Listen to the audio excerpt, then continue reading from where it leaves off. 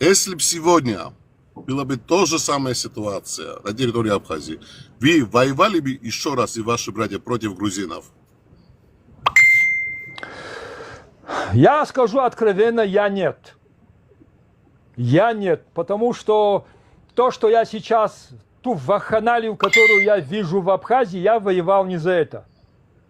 У нас были совершенно другие идеи. Понятно. принципы. Вопрос был, вы и ваши братья сегодня, если случилось то же самое, вы воевали против грузинов, да или нет? Я отвечаю, за себя отвечаю. Я бы не воевал Понятно. сегодня. Если завтра это произойдет, я туда воевать не поеду. Однозначно. Что вы скажете, например, абхазам сегодня, лучше быть независимыми в тех рамках, в которых они сегодня живут, или быть в составе Грузии? У Абхазии нет независимости. Они попали в Российскую империю, из которой мы пытаемся выбраться. Я понял. И Ответь. мы пытаемся выбраться, в общем, оттуда. Опа, извините. Хорошо.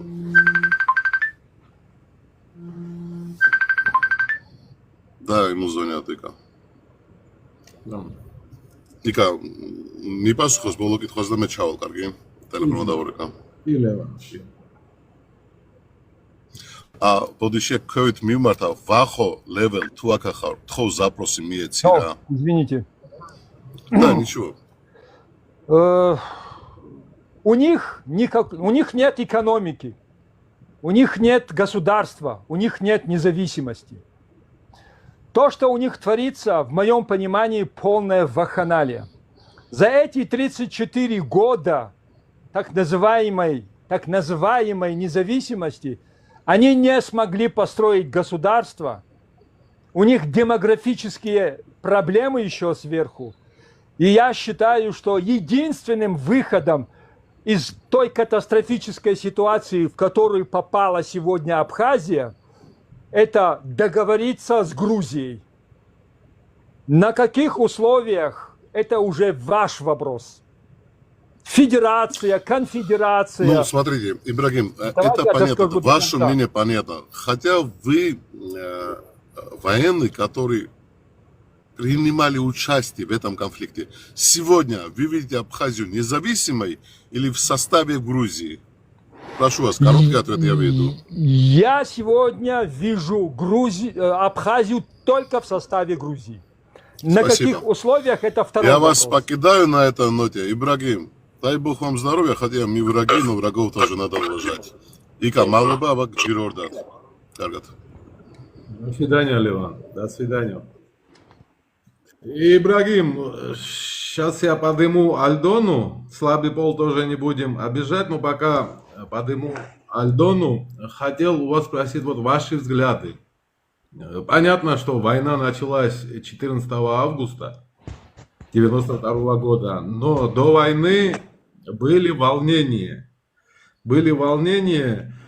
И мне интересен ваш взгляд. Вот, как вы видели тогда и как вы думаете сейчас, вот, чего не хватало абхазам, что им нужно было? Насколько я знаю, у них была автономия, как бы был Абхазский университет, абхазскому языку ничего не угрожало, работали абхазские школы, было абхазское телевидение, ну все атрибутика, чтобы сохранить свою идентичность, было у абхазов.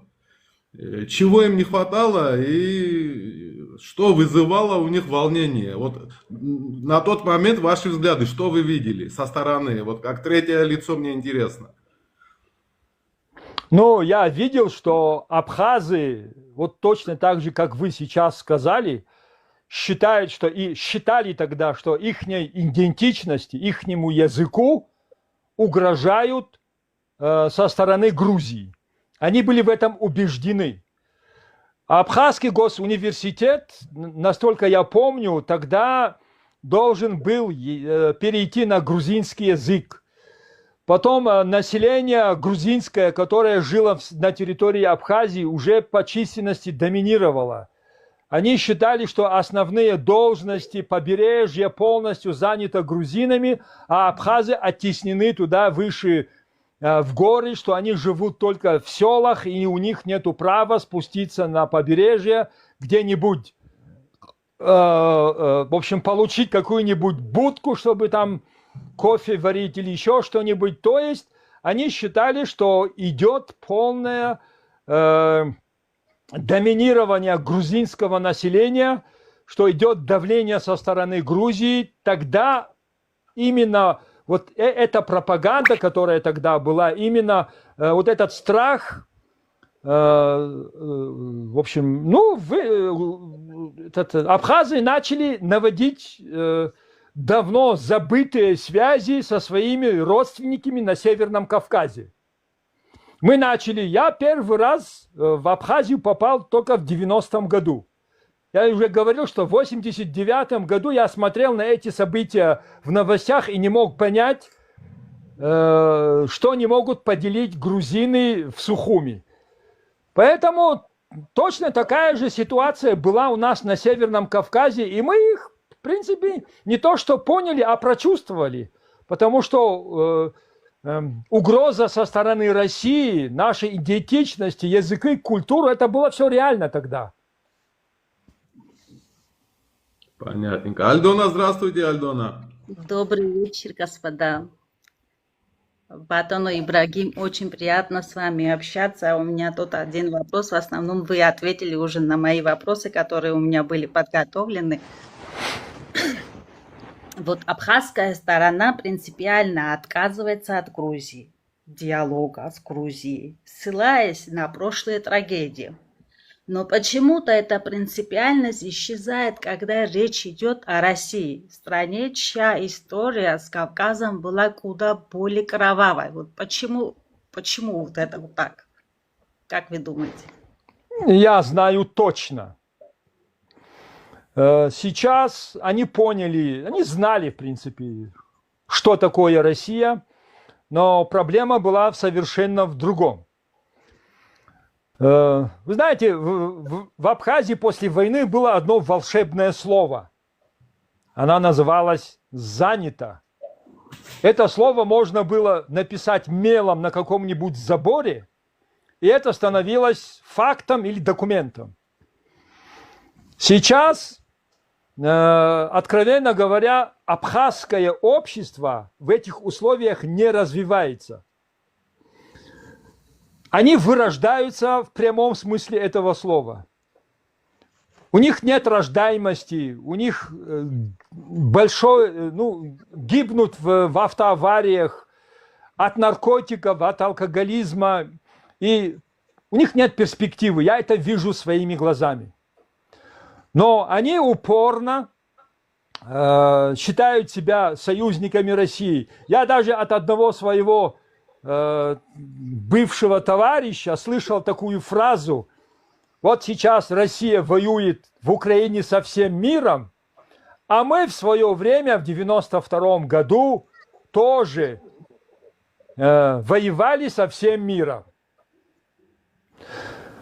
И вы знаете, их больше всего беспокоит не то, что многие абхазы видят, что происходит в Грузии. Они туда приезжают, они лечатся, они торгуют.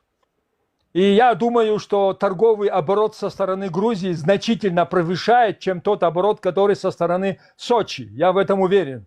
Потому что вижу, что там творится. Видел, точнее, я очень давно там не был. Видел, что творилось на этой границе. И они сейчас эту истерику поддерживают по нескольким фактам. Во-первых, у многих абхазских лидеров никакого капитала, ни ума, ни фантазии, ни образования, кроме этой войны, больше нет. Если они сейчас признают, что союз с Россией и то, что и как они относятся к России, было ошибочной, они просто перечеркнут свою жизнь. Ничего у них, кроме этой войны, больше нету. Во-вторых, Если они сейчас поменяют вот эту истеричную политику в отношении Грузии и начнут договариваться, а все равно придется, потому что эпоха России уже прошла, все равно придется, то возникает вопрос, что делать вот с тем имуществом, которое грузинские беженцы оставили в Абхазии и было занято кем-то.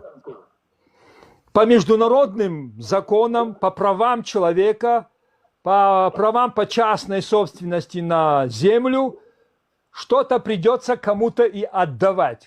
Какие-то беженцы должны вернуться. Это очень тяжелый, сложный вопрос. Сейчас однозначно это обсуждать будет очень сложно, но тем не менее когда-нибудь, в общем, придется. И вот то, что что-то придется отдавать, ну, скажем так, нажитое непосильным трудом добро, их очень тяготит. Для них это большая проблема. Ну, а то, что постепенно Абхазия становится не просто Россией, а Арменией, это факт, который они видят. И вот в этой сложнейшей ситуации, когда они распродали практически все, что могли распродать, заняли и разграбили все, что они могли занять и разграбить, и попав вот в эту зависимость, когда сыр обычно бесплатно бывает только в мышеловке. И то, что Россия помогала Абхазии, так сказать, это был сыром в мышеловке, куда они уже попали. И она захлопывается, в общем, к сожалению. Единственным спасением для Абхазии является Грузия. Даже мы не сможем им ничем помочь, ни северокавказские народы, потому что мы бессильны перед Россией. А угроза сейчас, в общем, идет со стороны России. Я, например, реально вижу, что Россия пытается отдать Абхазию Армении как компенсацию за Карабах. Поэтому это очень сложный вопрос. Огромное спасибо вам за ответ. Вы очень так ответили. У меня был еще другой вопрос, но вы тоже ответили на это. В общем, однозначно для абхазов Грузия не является угрозой, и это шанс для них для самовыживания, да? Да, я считаю, что именно Грузия сейчас является шансом для абхазов уцелеть вот в той тяжелейшей ситуации, в которую они попали сегодня.